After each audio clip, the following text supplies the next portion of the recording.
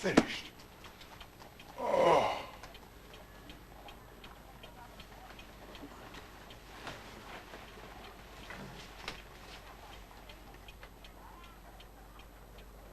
What do you make of it, Watson? Huh? Huh. Believe you got eyes on the back of your head, Holmes. Well, I have a well-polished coffee pot in front of me. Mrs. Hudson said it was left last night while we were out. What do you make of it? Ah. Well, his name, at least, we know. I think Dr. Mortimer is a successful, elderly medical man. Well esteemed, since those who know him gave him this mark of their appreciation. Yeah. I think he's a country practitioner, does a good deal of visiting on foot. Friends of CCH. Hmm. I should guess that to be the local hunt. Oh, bravo. Bravo, Watson. You know, I am bound to say you habitually underrate your abilities. Hmm. It may be that you are not yourself luminous, but you are a conductor of light. Some people without possessing genius have a remarkable power for stimulating it. I confess that, my dear fellow, I am very much in your debt. Thank you.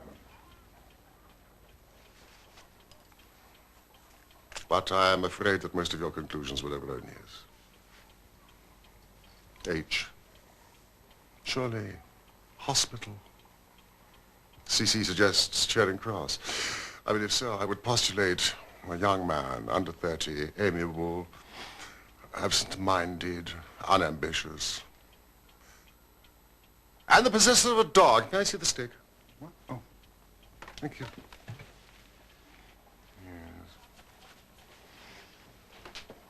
Yes. Larger than a terrier. Smaller than a mastiff.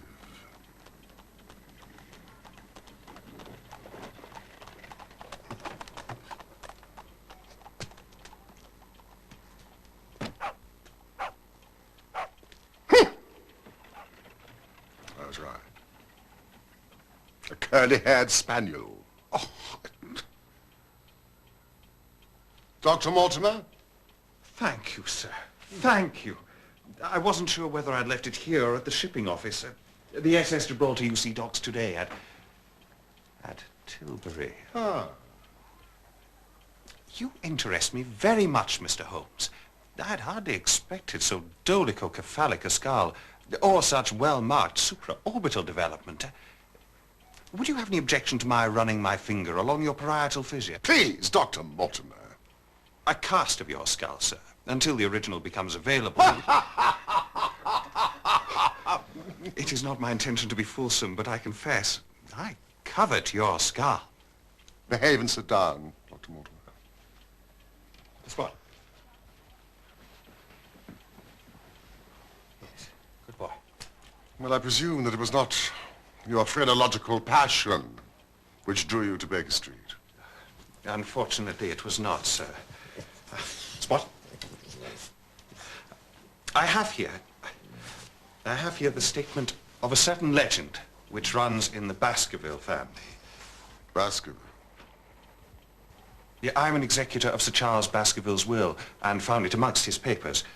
It concerns Hugo de Baskerville, who was lord of the manor at Grimpen on Dartmoor. Dartmoor? Some 200 years ago. The document is somewhat later. Learn then from this story to be circumspect in the future. For those foul passions whereby our family have suffered may not be loosed again to our culpable ruin. 8th of November, 1742 is an intriguing preamble. I read of Sir Charles Baskerville's death. From a medical point of view, it was a poorly informed article. No, thank you. He died of dyspnea and cardiac exhaustion. Were the conditions linked or were they parallel? Oh, they were linked, in my opinion. There was some facial distortion. Caused by the cardiac pain, presumably. Yes. You sound doubtful. It was not merely facial distortion. Well, in the year 1692, Hugo de Baskerville abducted a young girl. But she escaped across the moor at night, cursing. He unkennelled his pack of hounds and hunted her down like a wild animal. When his 3 drunken companions followed, they found the girl in a deep dip or goyal, dead from fear and fatigue. They had also confronted the cause of her death, a huge, demonic hound. Even as they looked, the hound tore the throat out of Hugo de Baskerville. One companion died that very night of what he saw, and the other twain were broken men for the rest of their days. This hound is supposed to have haunted the family since then, to the general misfortune of the line. Well, this may appeal to your lurid taste in fiction, Watson. It's a fairy tale, sir. Well, of course, Mr. Holmes. But fairy tales would not survive without a kernel of truth, huh? On the night Sir Charles died, I arrived at Baskerville Hall at first light.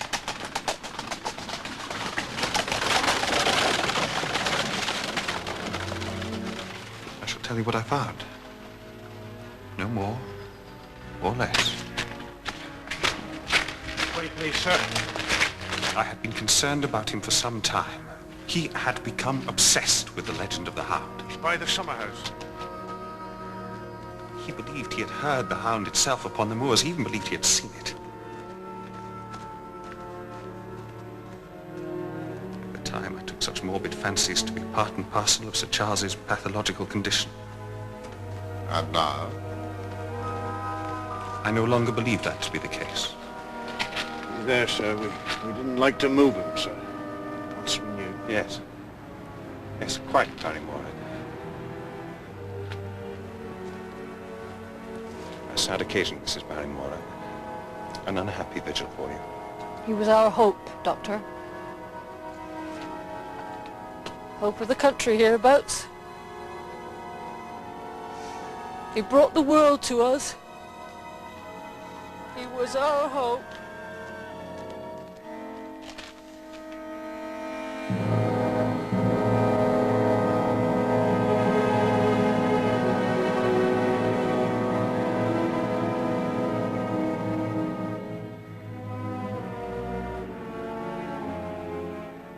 Before Sir Charles ran up the alley, he had evidently stood at the gate for at least 10 minutes.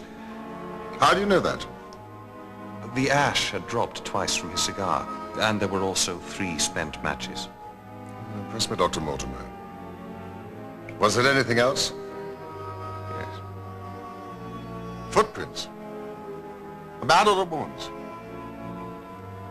Mr. Holmes. They were the footprints of a gigantic hound. Several people have seen a creature upon the moor, a huge creature, ghastly, spectral. I've cross-examined 2 of them, hard-headed countrymen both, and their stories tally. I want you to advise me what I should do with Sir Henry Baskerville. Henry Baskerville has spent his life in America. He has come over on the SS Gibraltar. Send them direct to Baskerville. Very good. It's been a pleasure having you aboard, Sir Henry. Sir Henry. I still haven't gotten used to that title. Was there any other claimant upon Sir Charles's estate? None. His youngest brother, Roger, died in Central America of yellow fever some 30 years ago. Northumberland Hotel, Northumberland Avenue. Sir Henry is the last of the Baskervilles.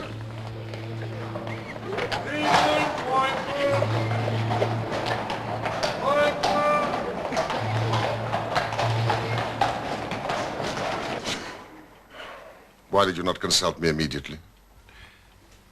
There is a realm in which the most accomplished detective is helpless. There are certain things here which are impossible to reconcile to the settled order of nature. Yes, well, if you believe this to be supernatural, you'll find more help from a priest.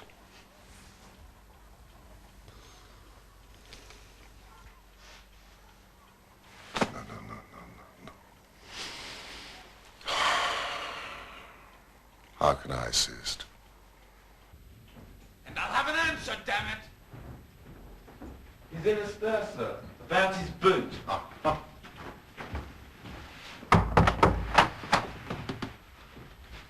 By thunder, if that fellow can't find my old black boot. Surely it was a new brown boot. No. Last night, they took one of the brown ones. Today, they've sneaked one of the black. I'm sorry, Mortimer. I'm sorry to trouble you with this nonsense, but this is a first-class hotel, damn it. Oh. Hello. Mr. Sherlock Holmes at your service. I think it is worth troubling about, as a matter of fact. You do? Why? Because it's inexplicable. Good. That's good.